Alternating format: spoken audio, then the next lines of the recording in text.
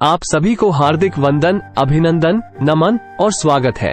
इस वीडियो को लास्ट तक जरूर देखिए और वीडियो पसंद आए तो वीडियो को लाइक कीजिए और चैनल सब्सक्राइब कर लीजिए। एक फकीर एक देश की यात्रा पर निकला। जब रास्ते में रात हो गई तो वे एक व्यक्ति घर रुक गया। उस व्यक्ति का नाम था आनंद। आनंद ने उस फकीर की खूब सेवा की और दूसरे दिन आनंद ने फकीर को उपहार देकर विदा किया। वो फकीर आनंद की सेवा से बहुत खुश हो गया और दुआएं देने लगा कि हे भगवान, आनंद को हमेशा खुश रखना और वो हमेशा दिन प्रतिदिन आगे बढ़ता ही रहे। इस बात पर आनंद हंसने लगा और फकीर से आनंद बोला, हे फकीर, जो है वो भी अब नहीं रहने वाला। इस बात पर फकीर आनंद की तरफ देखता ही रहा और वहां से आगे चला गया। कुछ साल बाद फिर फकीर आनंद के घर आया और देखा सारा धन और सारी संपत्ति सब कुछ चला गया है। आनंद एक गांव के ही बड़े जमींदार के यहाँ नौकरी कर रहा है। वो फकीर आनंद से मिलने के लिए वहां चला गया। आनंद ने उस अभाव में ही उस फकीर का स्वागत किया और झोपड़ी में ही फटी चटाई पर ही बैठाया। उसके पास खाने के लिए जो रूखी सूख रोटी थी वो खाने के लिए फकीर को दे दिया। जब फकीर वहां से जाने लगा तो उसके आंख में आंसू था और फकीर कहने लगा, हे भगवान, तुमने यह क्या किया? तो आनंद फिर हंसा और कहने लगाया, अरे फकीर, तू क्यों दुखी हो रहा है?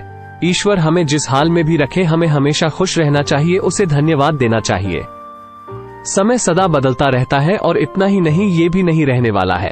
इस पर फकीर सोचने लगा कि मैं तो केवल वेश से ही फकीर हूँ, लेकिन सच्चा फकीर तो तुम हो आनंद।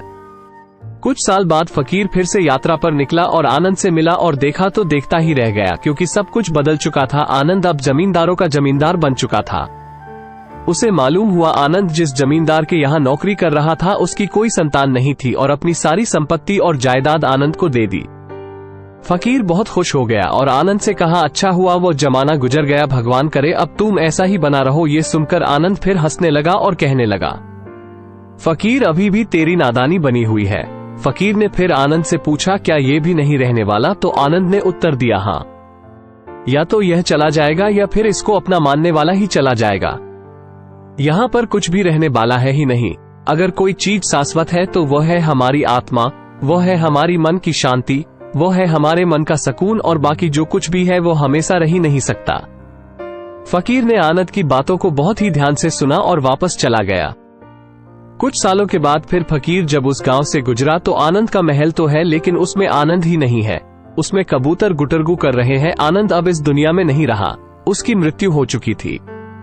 वो फकीर मन ही मन सोचने लगा कि यह एक इंसान जिंदगी भर कितना दौड़ता रहता है और रोता रहता है, दुखी होता रहता है। जिन चीजों के लिए इंसान तड़पता रहता है, दुखी होता रहता है, वास्तव में वह चीज जो हमेशा रहने वाली है ही नहीं, वे सारी चीजें बदलने वाली है।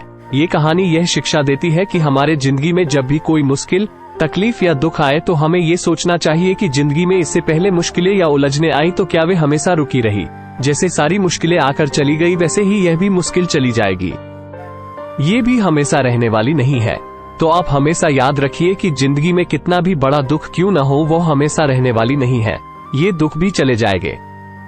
एक बार अकबर ने बीरबल से कहा कि बीरबल, आज कुछ ऐसा लिखो कि जब मैं खुशी में पाऊं तो दुख और जब दुख में पाऊं तो खुशी हो। तो बीरबल ने लिखा, यह वक्त भी बीत जाएगा। ये एक ऐसा वाक्य है, जब इसे खुशी में पढ़ेंगे तो दुख होगा और दुख में पढ़ेंगे तो खुशी होगा। आप सभी को बहुत बहुत धन्यवाद। अगर आपको यह वीडियो अच्छा लगा हो तो वीडियो को लाइक कर दीजिए और मेरे YouTube चैनल को सब्सक्राइब कर लीजिए अगर आपकी इच्छा हो तो। अंत में बोलना चाहूंगा, यूं जमीन पर बैठकर क्यों आसमान देखता है, पंखों को खोल जमाना सिर्फ उड़ान देखता है।